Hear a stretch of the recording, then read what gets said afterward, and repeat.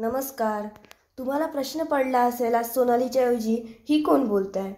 आता काय करणार, मला भूक लागली होती. मम्मीला म्हटलं काहीतरी बनवून दे, तर मम्मी म्हणते तू बनव, तूच खा आणि मला पण चाल. तर मी विचार केला काय बनवू.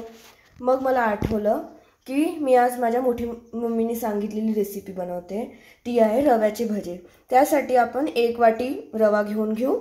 असं बाउलमध्ये 1 वाटी रवा टाकून त्यात अगदी 2 चमचे दही टाकून घेऊया. त्यात असं थोडं भज्याची थिकनेस असते, अगदी तेवढं थिकनेसने याला छान भिजवून घेऊ.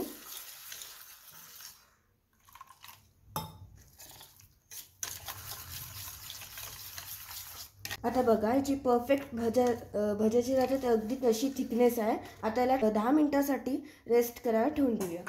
आता मी इथे 4 मिरच्या घेतल्या आहे, 2 लसणाच्या पाकळ्या आणि जिरं टाकून याची एक पेस्ट बनवून घेते.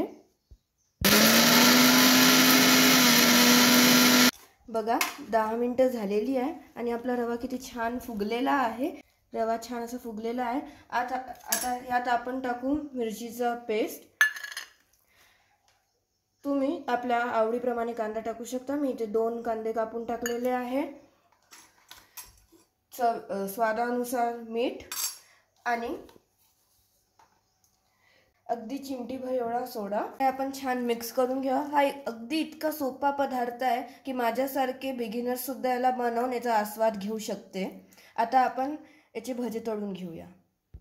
बघा तळण्याकरिता मी कढईमध्ये तेल तापवून घेतलं आहे. आता आपण यात भजे तळूया. भजे तळताना गॅस जरा फ्लेम कमीच ठेवा.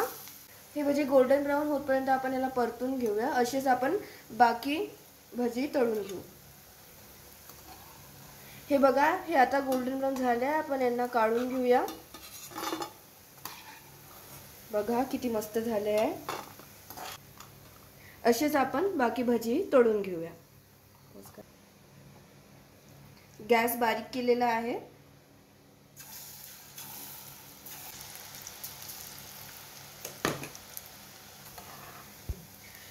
बघा भजे टाकताना गॅस बारीक ठेवा आणि भजे टाकल्यावर तळताना त्याचा गॅस फुल ठेवा आणि गोल्डन ब्राऊन होतपर्यंत तळून घ्या. असे मी पूर्ण भजे तळून घेतले. हा शेवटचा घाणा तळत आहे. हे भजे इतके टेस्टी झाले आहे की आम्ही जो पहिला घाणा तळला तो फस्त देखील करून टाकलेला आहे.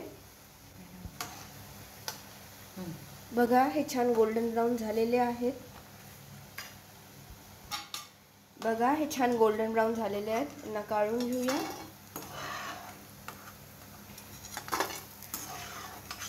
हे बघा असे काढून घेतले आहे. अशा प्रकारे आपले रव्याचे भजे तयार झाले आहे. बाहेरून कुरकुरीत आणि आतून लुसलुशीत, खूप मस्त. आपल्या पारंपरिक बेसनाच्या भज्यांना देखील फ्लॉप करेल अशी ही रेसिपी आहे. तुम्हाला माझ्या हातच्या रेसिपी बघायला आवडेल का? नक्की कमेंट्स करा आणि चॅनलला सबस्क्राईब करा, लाईक करा, शेअर करा. धन्यवाद.